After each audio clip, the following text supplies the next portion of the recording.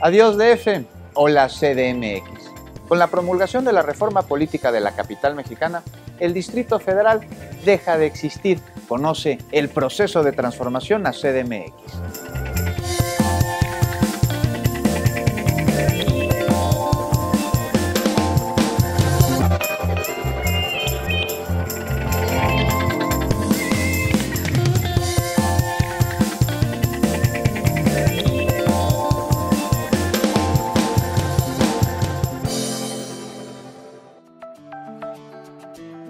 ¿Desde cuándo estamos buscando una constitución? ¿Qué cambios traerá a la vida de la Ciudad de México? El único antecedente que conozco en tanto historiador es un folleto de la década de 1820, de finales de la década de 1820, donde se propone la posibilidad, o se abre la posibilidad de que el Distrito Federal tenga constitución y se avanza un proyecto. No pasó de ahí en absoluto, ¿no? Se quedó simplemente una propuesta en papel. Entonces, en estos dos planos, el nacional y el local, sí estamos ante un acontecimiento histórico.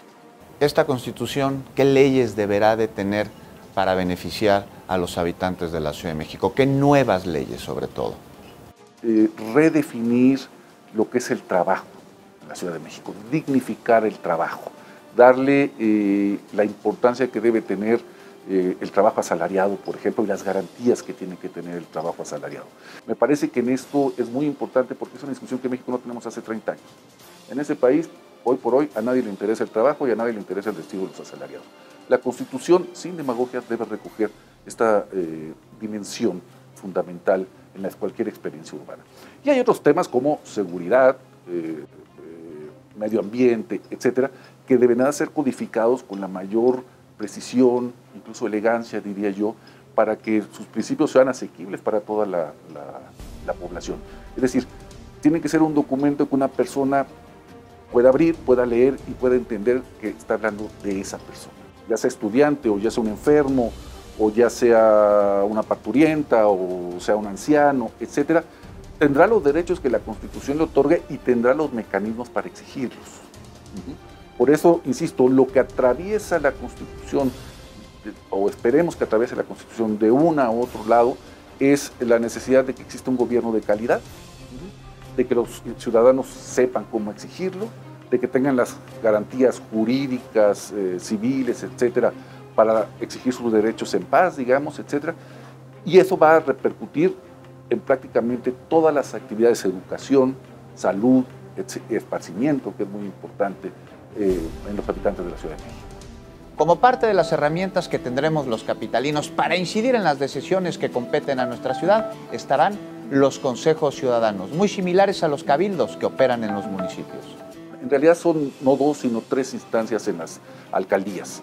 El alcalde como tal, que es la autoridad, el titular, el responsable del gobierno en esa alcaldía, lo que hoy conocemos como delegación, unos consejeros cuyo labor fundamental es hacer contrapeso y vigilar el desempeño de ese alcalde, y lo que se espera es que la Constitución tenga un tercer nivel, que sean formas de representación social de colonias, barrios, pueblos, unidades habitacionales, etcétera, que participen cotidianamente en las decisiones que les atañen, que tienen que ver con el medio ambiente, con la basura, con la seguridad, etcétera. En realidad son tres dimensiones las que debe recoger, a partir de la reforma del 122 constitucional, la Constitución, pero se trata de redistribuir las funciones de gobierno, del jefe de gobierno, a los alcaldes, a los consejos y a los consejos sociales.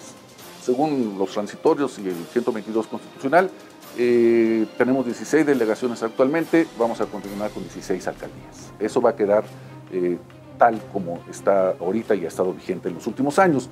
Podría un Congreso ordinario después modificar la Constitución si se decidiese que hay que crear o subdividir las actuales delegaciones en más jurisdicciones. Es una cuestión muy delicada que exige muchos estudios de carácter demográfico, geográfico, fiscal, incluso, etcétera, pero hay que tomar la decisión con muchísima calma. La Constitución establecerá un marco jurídico con el que se mejorarán las condiciones de vida de todos los que habitamos esta gran ciudad. Yo creo que una vocación enorme de este nuevo pacto, que es una Constitución, es otro tipo de relación entre la autoridad y la ciudadana. En la medida en que la sociedad se sienta más segura respecto a sus derechos, es muy probable que la delincuencia disminuya. No todo mundo es delincuente por vocación, aunque muchos tal vez sí, pero atacando también el problema no solamente de la marginación en el sentido más convencional del término, sino de la dignidad de muchas actividades, hablaba yo del trabajo. También así se generan otro tipo de seguridades que disminuyen las tensiones sociales y disminuyen la manera en que se expresa violentamente o delincuencialmente la propia sociedad. ¿Qué opina sobre la posibilidad del referéndum antes de la promulgación de la Constitución de la Ciudad de México? En mi juicio sería deseable, muy deseable. Habrá que ver si estos candados que se pusieron desde el Congreso General, desde el Gobierno de la República, van a permitir que la Constitución sea presentada públicamente y los habitantes de la Ciudad de México expresen su opinión respecto a la Constitución. Hay un elemento que la propia Constitución podría proponer y es reducir la edad de ciudadanía de 18 a 16 años, ¿no?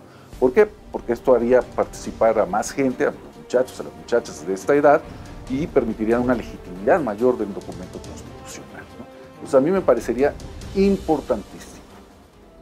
Y a partir de que somos habitantes de CDMX, ¿cuál es nuestro gentilicio? Es difícil oficializar un término de esta manera porque se puede tomar una decisión, pero el habla popular también se puede ir por otra parte, ¿no? Entonces, mejor esperemos a ver qué sucede con cómo nos vamos a denominar o nos van a llamar en otras partes. La Ciudad de México no solo se vive, también se escribe. Hagamos historia, eres parte del proceso. ¿Cuál es tu propuesta?